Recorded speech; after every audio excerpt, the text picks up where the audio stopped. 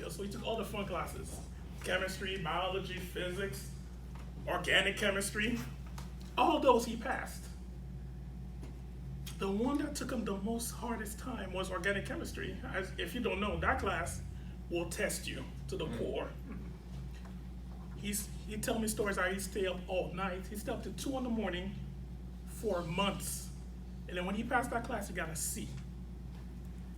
Imagine that. You stay up to 2 in the morning for 3 months straight to get a C. And he said that was the happiest C he'd ever had. But then it was summer. He sat down and he started thinking, what was the point of that class? He rationalized it. Yeah, I want to become a doctor, but why? He couldn't answer the why. Because at that point, he did all those things, but he never realized why he wanted to become a doctor. There was no dream there. Sure, he'd make money, but was it the point? No. There was no motivation for him. Nothing at all. Thus, he became in a cycle of one questioning himself. Well, I'll just continue doing it. I'm so far into it, so I'll just continue it to make my family happy. So he just continued taking the courses, but slowly, what started happening, he cared less and less and less about the courses. And his grades reflected that. He went from a 4-pointer student to 3.5 to 3.0 in about a year. He started doubting himself more and more. If I can't pass this class, then what can I do? He couldn't answer that.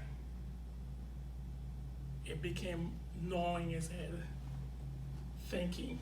His thinking became really, really bad. Bad to the point that he considered, what's the point of life? Is life worth living anymore? And he really could not answer that question. There'd be times he'd tell me he'd be driving home at night on the highway at 80 miles per hour. He considered unbuckling his seatbelt and crashing the car. There'd be times he'd be home alone and thinking, what if I stab myself with this pen? Would the pain go away? He thought about it often and often and often, but still nothing. And here's the worst part, he felt like he couldn't tell his family. His family still thought, oh, this is Eric. He's good. He goes to school, gets good grades, so they don't have to worry about him. But deep inside, he was alone and dying, but no one knew. Fellow Toastmasters, I'll tell you, dreams are important. Dreams are what makes us wake up in the morning and move forward. Without a dream, life ain't worth living. Without a dream, life is truly hopeless. I want each and every one of you right now, the new year just came, you had a resolution. I don't care what it is, put it down in your head and make sure you accomplish it. Because that resolution makes you take one step forward. And that's what Eric was not able to do. He told me as he saw his grades slip by, other people achieving success, he started thinking more and more about the meaning of life.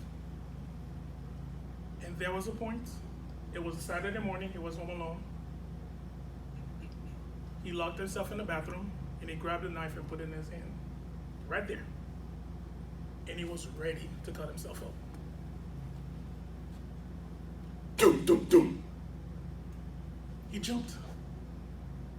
The mailman was knocking at the door and they had to deliver a box for his parents. So he came, signed the box, and he just sat down and started crying. Tears just started crying.